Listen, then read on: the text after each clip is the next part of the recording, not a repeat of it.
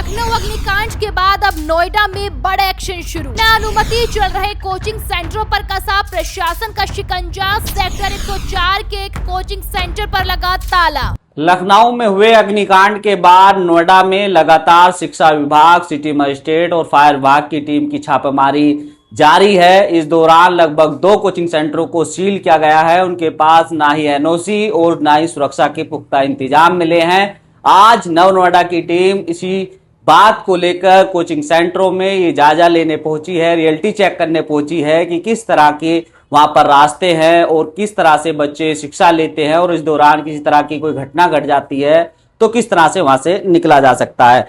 ये जो तस्वीर आप देख रहे हैं ये कोचिंग सेंटर का वो रास्ता है। रास्ता तो काफी छोटा है, लेकिन आगे चल के हम देखते हैं क्या यहाँ पर एग्जिट के हिसाब है और किस तरह से यहाँ पर लोग आते हैं, एंट्री करते हैं और बच्चों को कैसे शिक्षा दी जाती है।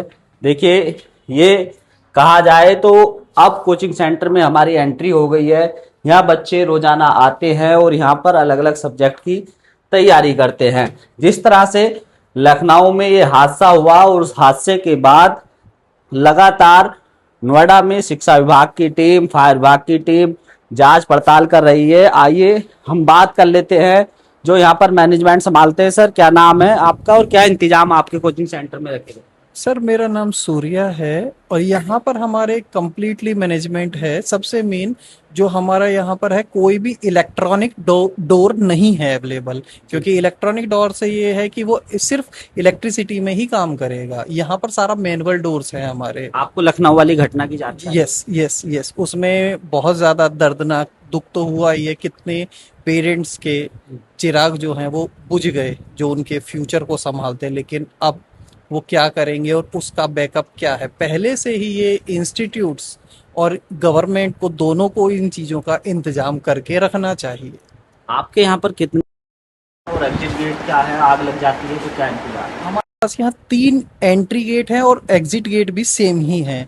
ठीक है, एक फ्रंट एरिया हमारा है, एक हमारा सेंटर में है और एक हमारा बैक साइड गेट एरिया है, जो एग्जिट के लिए भी हम इमरजेंसी के लिए भी यूज करते हैं, और हमारा जो उसका भी सेम ही है जी। कितने बच्चे एक बैच में पढ़ सकते हैं आपके अनुसार? देखिए, हम कोई ज़्यादा इस चीज़ में फोकस नहीं करते हैं कि बच्चों की गैदरिंग ज़्यादा करें। हम ज़्यादा से ज़्यादा 10 से 12 बच्चों को ही कवर करते हैं वन टाइम। अदरवाइज़ तो ये है कि जितना गैदरिंग होगी, इनकेस कोई भी एकदम हैपनिंग हुई तो वहाँ पर बहुत ज़्यादा एकदम से क्राउड बढ़ेगा और एकदम से होच पोच होगा। उसकी वजह से बहुत ज़्यादा आपका कोचिंग सेंटर कौन सी मंजिल पे चल रहा है? हमारा फर्स्ट फ्लोर पर ही है नोएडा में। हाँ जी, फर्स्ट फ्लोर पर ही। आपने सारे मानक पूरे कर रखे हैं? हाँ जी, हमारे पास फायर के लिए भी है और अदर एग्जिट गेट्स भी हैं, अदर्स चीज़ें भी हमारे पास अवेलेबल हैं। क्या आप बच्चों को जानकारी देते हैं कि एंट्री इधर है और एग्जिट इधर? हाँ, वो सारे की सारी इन्फॉर्मेशन बच्चों को पहले से है और बच्चे रेगुलर इन स्टेयर्स का भी यूज़ करते हैं। इमरजेंसी के लिए भी हो सकते हैं ये आपके, और नॉर्मल भी हमारी एग्जिट्स होते हैं। बिल्कुल, देखिए ये जो कोचिंग सेंटर को चलाने वाले हैं, आपने सुन रहे थे, देखिए एक दरवाज़ा ये है, अगर आग लगती है तो इसे खोल के बच्चे इधर वाले रास्ते से नीचे जा सकते हैं। अब मैं आपको अंदर की तस्वीर दिखाता हूँ। देखिए किस तरह से यहाँ पर जो स्टूडेंट है वो अपनी तैयारी करते हैं और यहाँ पर आते हैं, यहाँ पर शिक्षा लेते हैं। ये पीछे वाला रास्ता है, इस तरफ पीछे जाते हैं तो अगर आग लग जाती है तो आग लगने के समय इधर एक पीछे की तरफ खिड़की लगी हुई है, इधर जो धुआं होता है वो धुआं इस खिड़की से निकल सकता है।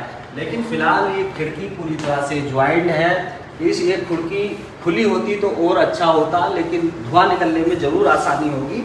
लेकिन ये कहा जा सकता है कि कोचिंग सेंटरों में पर्याप्त जो सुरक्षा के इंतजाम है वो होने चाहिए, क्योंकि कोई भी माँ बाप अपने बच्चे का भविष्य बनाने के लिए नोएडा और ग्रेटर नोएडा व अलग अलग जगह पर भेजता है, तो उनको ये उम्मीद होनी चाहिए कि हमारा बच्चा जहाँ पर पढ़ रहा है उसकी बेहतर सुरक्षा के पुख्ता इंतजाम है। तो ये सब इंतजाम नोएडा में हमने आपको दिखाए हैं, किस तरह से कोचिंग सेंटरों में क्या व्यवस्था की गई है। हम लगातार अलग अलग जगह पर जाकर आपको दिखा रहे हैं। लखनऊ की घटना में 15 बच्चों की जान चली गई, जिसके बाद वहाँ पर लगभग 4 अधिकारियों को सस्पेंड कर दिया गया है, 4 जिम्मेदार लोगों को गिरफ्तार किया गया है। नोएडा में 2 कोचिंग सेंटरों को सील किया गया है और गाजियाबाद, कानपुर, शामली अलग अलग जगह पर कार्रवाई लगातार जारी है। लेकिन सवाल ये है कि लगातार ये टीम अभियान जारी रखेगी और क्या ऐसे कोचिंग सेंटरों को चिन्हित करेगी कि जहां पर कमी है उन पर कार्रवाई हो सके। नोएडा से मैं साजिद अली, नव नोएडा।